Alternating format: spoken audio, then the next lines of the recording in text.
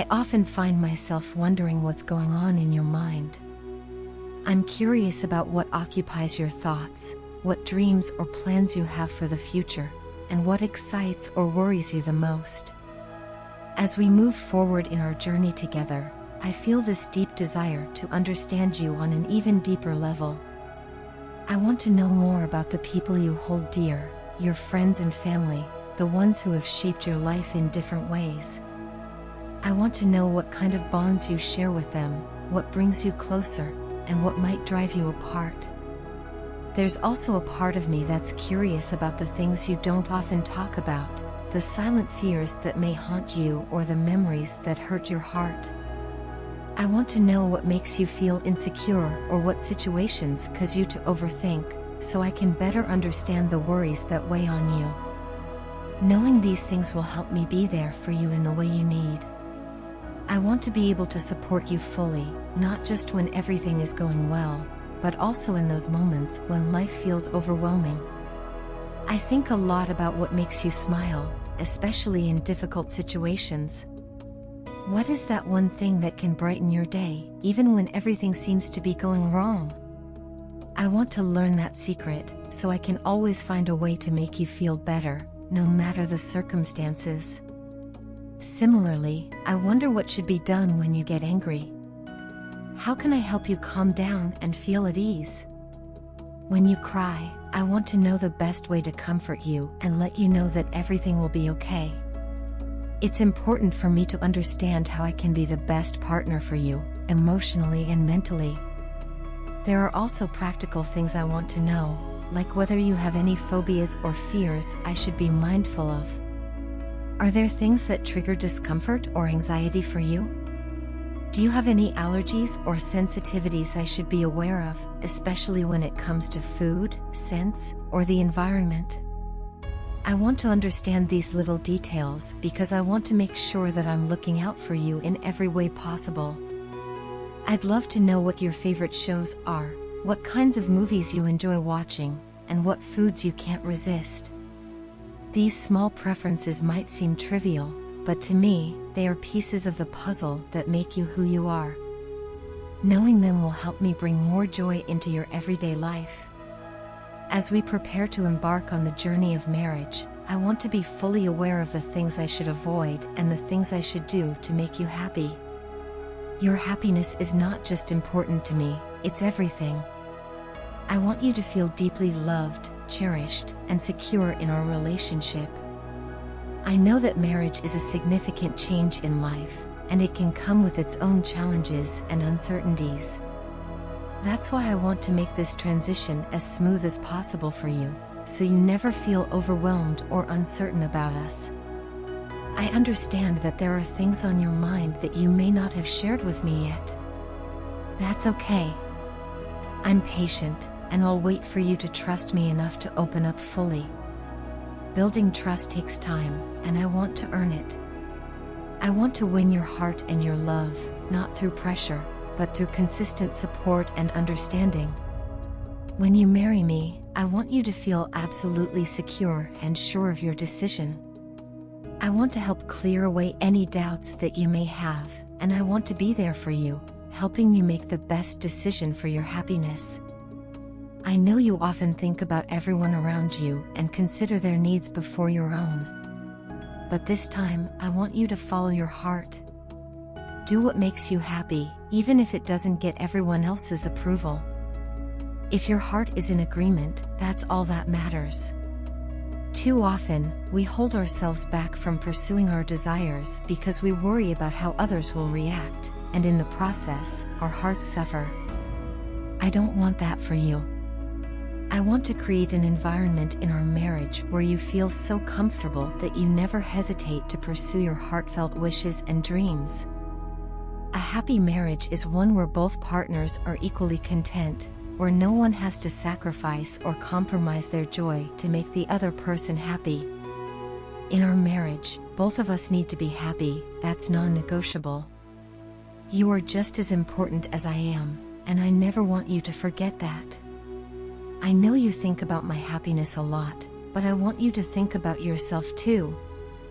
I love you as much as you love me, and I want our marriage to be a true partnership, where your well-being is just as much a priority as mine. Please promise me that you'll always keep yourself in mind, that you'll prioritize your happiness, because that's the foundation of a joyful and lasting relationship. My dear friend, I consider you very close to my heart, which is why I want to share with you the most valuable lesson I've learned in life. Never marry someone you don't truly love. This might sound simple, but it's a principle that people often overlook, especially when faced with societal pressures.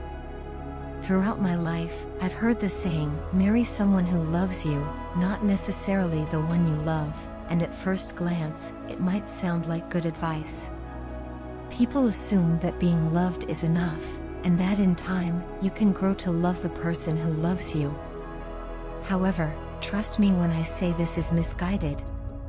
It's an idea that sounds poetic, perhaps romantic in theory, but in practice, it can lead to a lifetime of heartache, for both you and the person you marry. If you marry someone you don't love, it's unfair to that person who has invested their heart in you. They will naturally expect that over time, you'll fall in love with them, but love isn't something that can be trained or forced. Your heart loves who it chooses, and that's something beyond anyone's control. No amount of good intentions or logical reasoning can change the way your heart feels. Imagine being in a marriage where every time your spouse tells you, "I love you," you feel an inner guilt because you can't respond with the same level of emotion. Every moment of closeness or intimacy becomes something you participate in out of obligation rather than genuine desire. Slowly, this relationship begins to feel like a burden.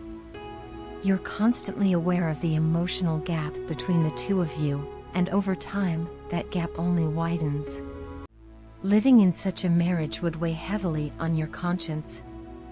Even if you try to hide it from the outside world, deep down, you would know you're not truly happy.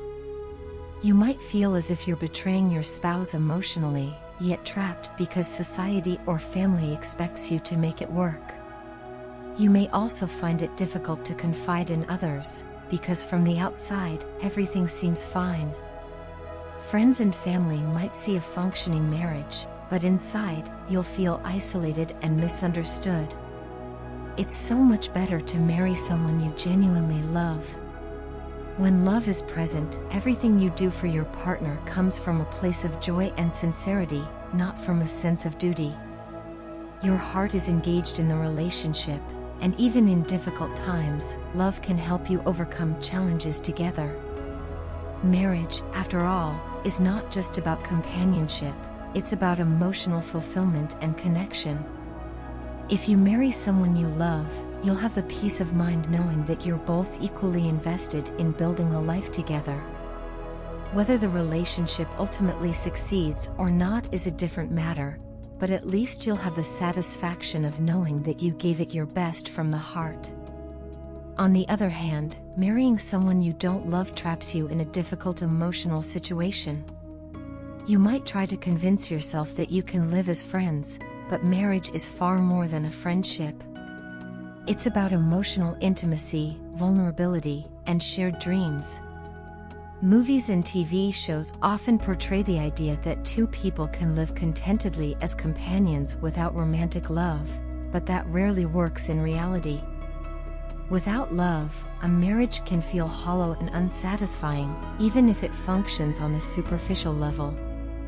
Love is the foundation of a happy and fulfilling marriage, and I genuinely pray that everyone in the world has the opportunity to marry for love. If you're in an arranged marriage or come from a culture where love isn't always the priority in choosing a spouse, my hope is that love grows between you and your partner over time. Without love, living with someone can feel empty, and over the years, this sense of emptiness can turn into deep regret. No one should have to live their entire life wondering, what if I had married someone I truly loved? So please, if you're searching for a life partner, make sure they are someone you love deeply. And if the person you love doesn't love you back, take the time to heal before entering another relationship. Rushing into marriage because others around you are getting married can lead to a lifetime of misery. Marriage can be one of the most wonderful experiences in life when it's with the right person. When love is at the center of your relationship, everything else falls into place naturally. Remember, it's better to wait for the right person than to marry for the wrong reasons. Don't let societal pressure or the fear of being alone push you into a decision that could affect your happiness for the rest of your life. Trust your heart and never settle for anything less than love.